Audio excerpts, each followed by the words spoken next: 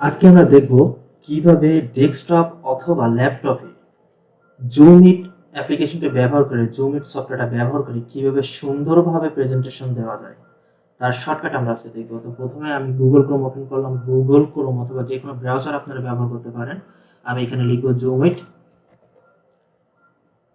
এক্ষেত্রে খেয়াল রাখবেন জুমইট সফটওয়্যারটি মাইক্রোসফটের, সুতরাং মাইক্রোসফটের এই লিঙ্কে docs.microsoft.com এই লিঙ্কে ক্লিক করবেন। এখানে আপনি পাবেন ডাউনলোড অপশন, আপনি এখান থেকে ডাউনলোড করে নিতে পারবেন। যেহেতু আমার ডাউনলোড করা আছে সুতরাং আমি শুধুমাত্র শর্টকাট দেখাবো। আর এই শর্টকাট দেখানোর জন্য তার আগে ডাউনলোড করে আপনি জুমইট সফটওয়্যারটি আপনি এইখানে নিয়ে আসবেন। আপনারা এর উপরে অনেক ভিডিও পাবেন কিভাবে আনতে হয়, আমিও চেষ্টা করবো আপনাদেরকে ডাউনলোড করে দেখে এইবারে এখানে জুমইটটা শো করানোর জন্য। তো এখন আমরা দেখি যে শর্টকাট জুমইটটা কি সে সম্পর্কে একটু ধারণা দিচ্ছে যে ZoomIt is a screen zoom and annotation tool for technical presentation that include application demonstrations. তো আমরা বুঝতেই পারছি যে কোনো ধরনের প্রেজেন্টেশনের ক্ষেত্রে জুমইটটা কতটা উপযোগী, কতটা সুবিধা এনে দেয় আমাদেরকে প্রেজেন্টেশনের জন্য। সুতরাং আমরা এখানে দেখতে পাচ্ছি জুম মোড। যদি জুম মোডে আমরা প্রথমে আসতে চাই তাহলে আমাদেরকে Ctrl+1 চাপতে হবে। Ctrl+1 চাপার পরে আমরা জুম মোডে চলে আসবো। আমি মাউসের কার্সার যেদিকে নিয়ে যাব আমার ডেস্কটপের স্ক্রিনটা, আমার পিসির স্ক্রিনটা সেদিকে সরতে থাকবে। এটা থেকে বেরিয়ে আসতে হলে আমাকে আবার Ctrl+1 চাপতে হবে, অথবা আমাদের বাম পাশে কর্নারে কিবোর্ডের কর্নারে ESC একটা বাটন আছে, সেই বাটনটা ক্লিক করতে হবে। তবে এক্ষেত্রে খেয়াল রাখবেন জুম মোডের থাকাকালীন আপনি জুম ইন করা কিংবা জুম আউট করা, স্টার্ট ড্রয়িং, কিভাবে আপনি ড্রয়িং করতে পারবেন, কিভাবে আপনি ড্রয়িং থেকে বের হয়ে যেতে পারবেন, স্টপ করতে পারবেন সেটা দেখাবো। তো প্রথমে আমি জুম ইন করে নিই। জুম ইন করা আছে, আমার জুম ইন মোডে আছে। এখন আমি যদি এটাকে আরও বড় করতে চাই তাহলে আমি মাউস স্ক্রল আপ করে আমি এটা বড় করতে পারবো, অথবা আমার যে আপ অ্যারোটা আছে আপ অ্যারোটা ব্যবহার করে আমি বড় করতে পারবো, আবার ডাউন অ্যারোটা ব্যবহার করে আমি ছোট করতে পারবো, আবার মাউস স্ক্রল ডাউন করে আমি ছোট করতে পারবো। এখন আমি দেখি কিভাবে ড্রয়িং করতে হবে জুম মোডের ক্ষেত্রে। এখানে দুইটা মোড আছে, যেমন জুম মোড আর একটা আছে ড্রয়িং মোড। আমি এখন আছি জুম মোডের ভিতরে। তো জুম মোডের ভিতরে যদি আমি ড্রয়িং করতে চাই তাহলে আমাকে প্রথমে মাউসে একটা লেফট ক্লিক করতে হবে। লেফট ক্লিক করার পরে আমার একটা কার্সার দেখা যাচ্ছে। আমি ইচ্ছে করলে Ctrl+ মাউস স্ক্রল আপ করলে এটা বড় হবে, Ctrl+ মাউস স্ক্রল ডাউন করলে এটা ছোট হবে। তো আমি একটু বড় করে রাখি সবাইকে দেখানোর জন্য। আবার আমি কিছু একটা করলাম যে আমি এমন একটা দাগ দিলাম, দাগ দেওয়ার পরে আমি যদি Ctrl+Z চাপ দেই তাহলে চলে যাবে। Ctrl+Z চাপলে যেটা হবে যে রিসেন্ট অর্থাৎ সর্বশেষ ড্রয়িংটা চলে যাবে। এখন আমার আমার এখন ড্রয়িং প্রয়োজন নেই, সুতরাং আমি যদি রাইট ক্লিক করি তাহলে আমার চলে যাবে আবার নর্মাল জুম মোডে। তো আমি দেখি, আমি সব কিছু বাদ দেই, জুম মোডটা আমি অতটা অ্যাপ্রোপ্রিয়েট মনে করি না। এক্ষেত্রে ড্রয়িং মোডটাও অনেক সুবিধা দিবে। তো ড্রয়িং মোডে আমি যদি যেতে চাই তাহলে আমাকে প্রথমে ব্যবহার করতে হবে Ctrl+2। আমি Ctrl+2 দেওয়ার সঙ্গে সঙ্গে আমি ড্রয়িং মোডে চলে এসেছি। এখন আমি এখানে দেখতে পাচ্ছি একটা বক্স মতো তৈরি করছি। এই Ctrl+2টাকে স্টার্ট ড্রয়িং এইটা দেখানোর জন্য আমি একটা বক্স মতো তৈরি করছি। এটা তৈরি করতে হলে আমাকে কন্ট্রোল চেপে ধরে আমাকে কার্সারে লেফট ক্লিক করে টেনে আনতে হবে, তাহলে আমার একটা বক্স তৈরি হবে। এ সম্পর্কে আমরা নিচে দেখতে পাবো। তো আমি আপাতত এটা ডিলিট করে দেই। এখন দেখি ড্রয়িং মোডে থাকা অবস্থায় আমরা কি করতে পারি। আমরা যখন ড্রয়িং মোডে থাকবো তখন আমরা যদি বড় করতে চাই, লাইনটাকে বড় করতে চাই, অর্থাৎ যেটা একটু আগে দেখাইছিলাম যে এই কার্সার পয়েন্টটা যদি বড় ছোট করতে চাই তাহলে আমাকে ব্যবহার করতে হবে হচ্ছে মাউস স্ক্রল আপ অথবা ডাউন অথবা অ্যারো কিসটা ব্যবহার করতে হবে Ctrl+।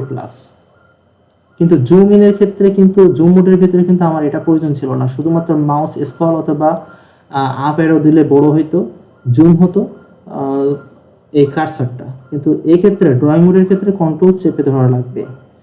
এবার আমরা দেখি যে স্পেস বার, আমি ব্যাকে চলে গেলাম, যে আমার কার্সারটা এখানে আছে, কিন্তু আমি যখন কার্সারটা ছোট করে নিব তখন আমার কার্সারটা দেখা যাচ্ছে না। তা আমার কার্সারটা খুঁজে পাওয়ার জন্য যখন আমি স্পেস বার বা স্পেসটা প্রেস করব তখন আমার এটা মিডলে চলে আসবে, মিডল পয়েন্টে। খুবই সুন্দর একটা অপশন। কার্সার যদি খুঁজে না পাই, কার্সার যদি দেখতে না পাই, তাহলে আমার মিডল পয়েন্টে চলে আসার জন্য আমি সাধারণত ছোট করে একটা স্পেস বার ক্লিক করব, স্পেস বার প্রেস করব।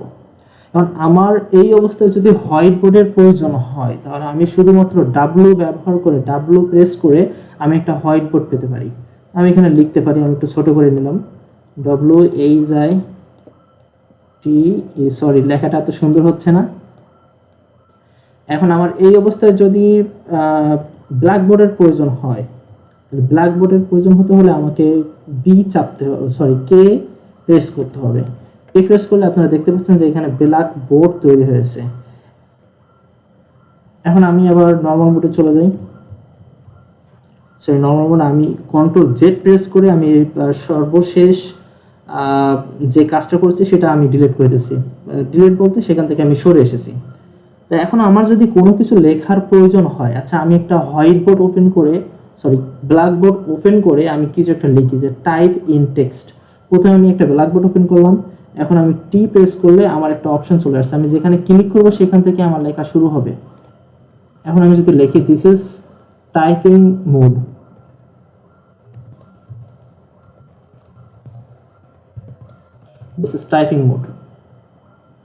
আবার আমি এখান থেকে যদি চলে যেতে চাই তাহলে কন্ট্রোল প্লাস জেড চাপতে হবে।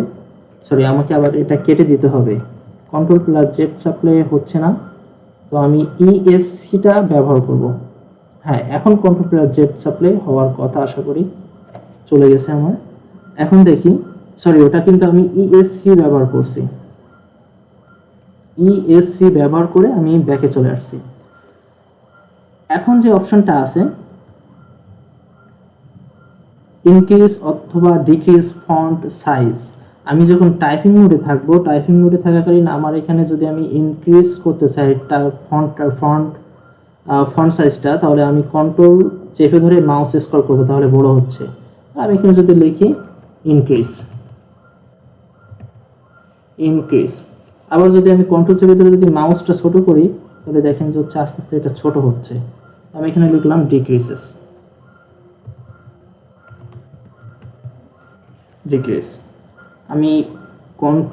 আমি ইএসসি প্রেস করে ব্যাকে চলে আসলাম। এখন আবার ড্রয়িং মোডে যাব। ড্রয়িং মোডে যেয়ে আমি দেখব যে এখানে আর কি কি অপশন আছে। এই অপশনগুলো খুবই চমৎকার। দেখেন এখানে কি আছে, আর। আমার যদি পেনটা যদি রেড প্রয়োজন হয় আমি আর প্রেস করব, রেড হয়ে গেছে। আমার যদি গ্রিন প্রয়োজন হয় তাহলে আমি জি প্রেস করব, এই রেডের এখন আমি প্রেস করার পরে গ্রিন হয়ে গেছে। এখন আমার যদি ব্লু প্রয়োজন হয় তাহলে আমাকে বি প্রেস করতে হবে, এখন এটা ব্লু হয়ে গেছে। আমার যদি ইয়েলো প্রয়োজন হয় তাহলে আমাকে ওয়াই প্রেস করতে হবে। খুবই সুন্দর টুলস এটা, আমরা ব্যবহার করে এটা প্রেজেন্টেশন কিংবা যে কোনো ক্লাসটাকে আরও সুন্দরভাবে প্রেজেন্ট করতে পারবো। আমার যদি অরেঞ্জ প্রয়োজন হয় তাহলে আমাকে ও প্রেস করতে হবে।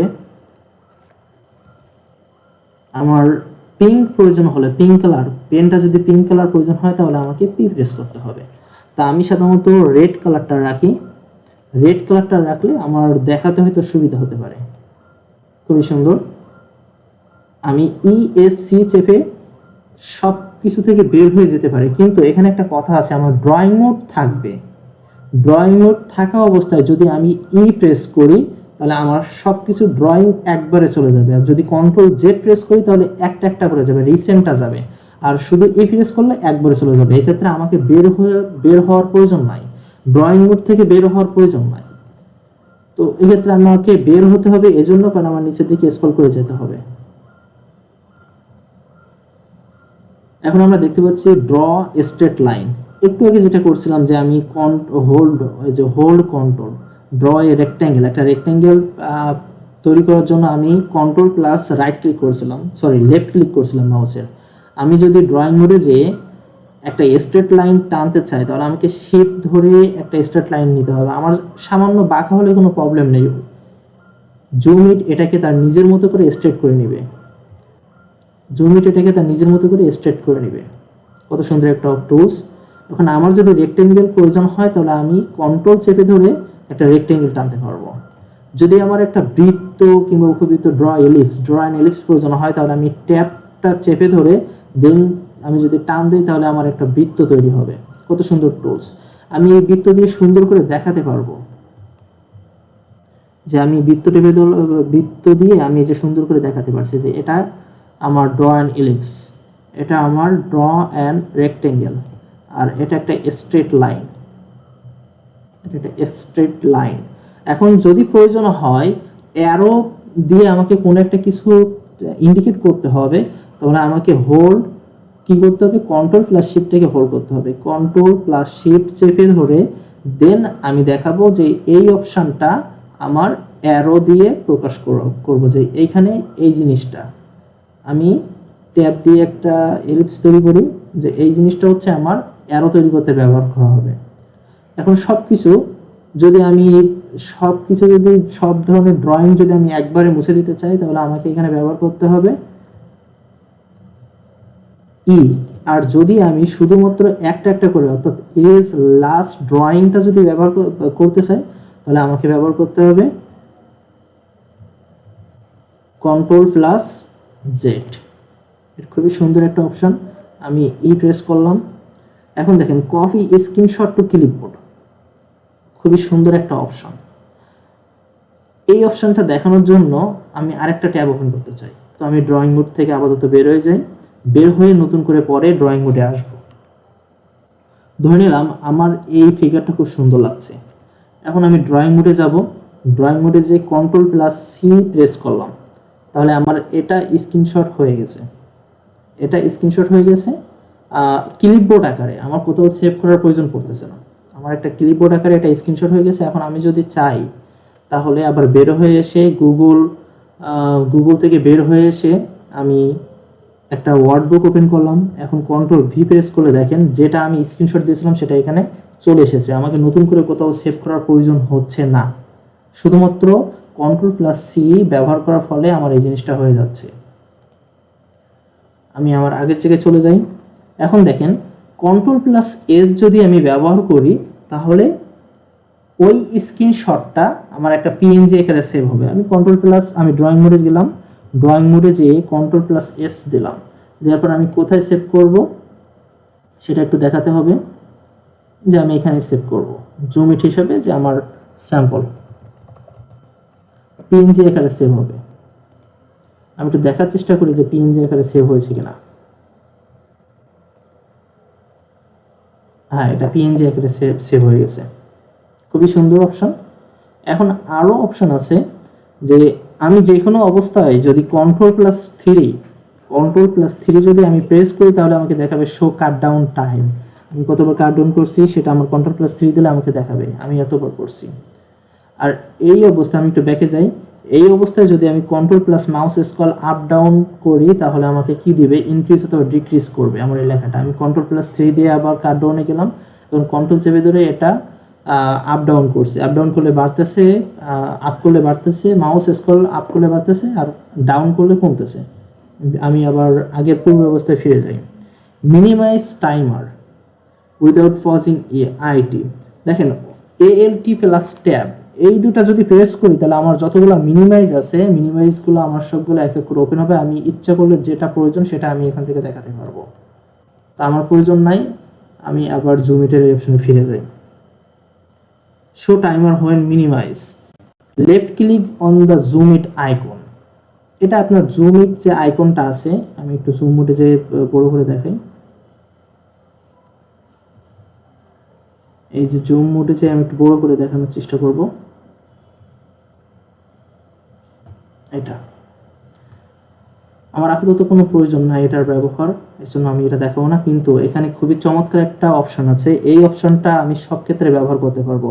আপনারা হয়তো লক্ষ্য করেছেন যখন আমি জুম মোডে ছিলাম তখন আমি কাজের কিছুটা অসুবিধা ছিল, আমার কাজের কিছুটা ভিন্নতা ছিল। দেখেন জুম মোডের ক্ষেত্রে আমি অল্প কিছু কাজ করতে পারতাম, যেমন এই পর্যন্ত আমি কাজ করতে পারবো, এর ভিতরে আমি ড্রয়িং করতে পারবো। তবে জুম ড্রয়িং মোডের ক্ষেত্রে Ctrl+2 এর ভিতরে আরও অনেক অপশন আছে, আমি স্ক্রল করতে পারি না। যখন আমি জুম মোডে যাই এবং এডিট মোডে যাই, ড্রয়িং মোডে যাই, আমি আবারও দেখাই, জুম মোডে যাব Ctrl+1, এখন আমি নিচের দিকে যেতে হলে এইভাবে যেতে হচ্ছে, আমি এখানে আবার সব ধরনের কাজ করতে পারবো। কিন্তু যদি স্টার্ট ড্রয়িং অর্থাৎ ড্রয়িং মোডে যাই Ctrl+2 দিয়ে, তো আমি নিচের দিকে যেতে পারছি না, আমি মাউসের স্ক্রল আপ ডাউন করছি কিন্তু এটা নড়াচড়া করতেছে না, শুধুমাত্র বড় হচ্ছে কিন্তু নিচে যাচ্ছে না। এই ক্ষেত্রে আমার এই কাজটা সুবিধা করে দিবে Ctrl+4। Ctrl+4 দিলে আমার লাইভ জুম মোড, আমি Ctrl+ দেওয়ার পরে 4 দেওয়ার পরে আমার এটা বড় হয়ে গেছে, আমি এখন যেখানে ইচ্ছা আমি কাজ করতে পারবো, আমি সব জায়গায় দেখাতে পারবো। এখন যদি আমাকে আবার ড্রয়িং মোডে যাওয়ার প্রয়োজন হয়, আমি Ctrl+2 দিয়ে এখানে ড্রয়িং মোড নিয়ে আসবো। এখন আমি কোনো কিছু লিখতে চাচ্ছি না, কোনো ড্রয়িং মোড আনতে চাচ্ছি না, আমি রাইট ক্লিক করলাম, চলে গেছে, এটা চলে গেছে। আবার আমি যদি লেফট ক্লিক করি চলে আসবে, কারণ আমি আগের মতো সব ধরনের কাজ করতে পারবো। এখান থেকে আমি বক্স রেক্টেঙ্গল তৈরি করতে পারবো, লাইন টানতে পারবো, আমি যদি চাই একটা বৃত্ত কিংবা এলিপস তৈরি করতে পারবো। আবার যদি চাই যে Ctrl+ শেপ চেপে ধরে যদি আমি টান দিই তাহলে একটা অ্যারো প্রকাশ করবে, যে একটা অ্যারো দিয়ে দেখাবো আমি, এটা খুবই সুন্দর কাজ। আমি সব কিছুকে একবারে আমি সব কিছু থেকে আবার বেরোয় আসতে চাচ্ছি। কিন্তু জুম মোড অর্থাৎ লাইভ জুম মোড অর্থাৎ Ctrl+4 দিয়ে যখন আমি প্রবেশ করছি, তখন আমাকে মনে রাখতে হবে এই লাইভ জুম মোড থেকে বের হতে হলে আমাকে আবার Ctrl+4 চাপতে হবে, তাহলে আমি লাইভ জুম মোড থেকে চলে আসব। এটা সুন্দর একটা টুলস, আশা করি সবাই আপনারা ব্যবহার করবেন। ধন্যবাদ।